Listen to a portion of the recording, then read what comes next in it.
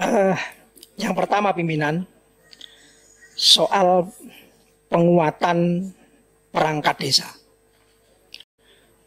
Saya melihat undang-undang ini lebih banyak dan sangat banyak mengakomodasi aspirasi kepala desa.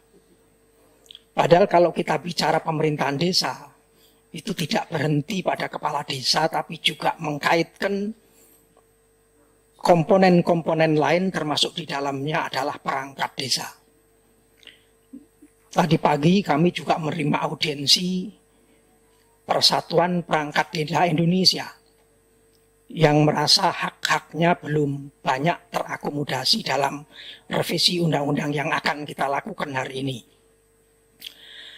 Misalnya yang mereka sampaikan bahwa perangkat desa sesuai dengan undang-undang eksisten selama ini diangkat oleh bupati. Mereka minta supaya perangkat desa ini, saya ulang, selama ini perangkat desa itu diangkat dan diberhentikan oleh kepala desa.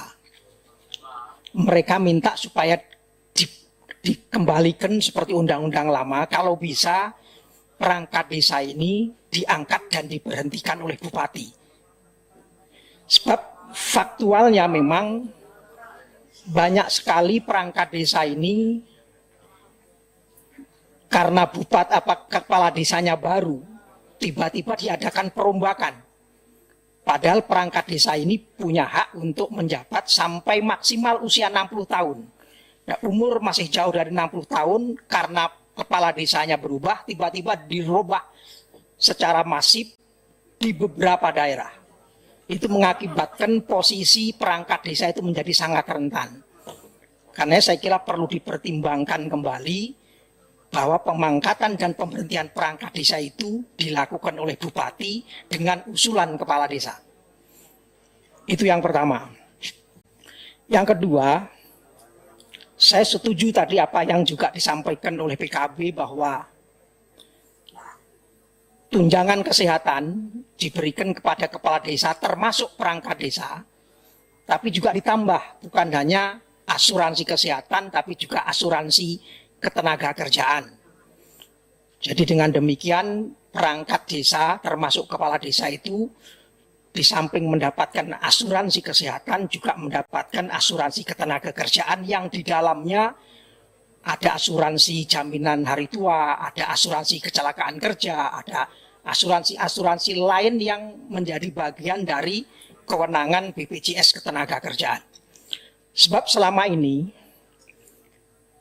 tidak hanya pekerja formal yang berhak untuk mendapatkan jaminan sosial ketenaga kerjaan. Bahkan pekerja informal pun berhak untuk mendapatkan itu. Apalagi kalau perangkat desa yang hari-harinya hidupnya diwakafkan untuk kepentingan masyarakat.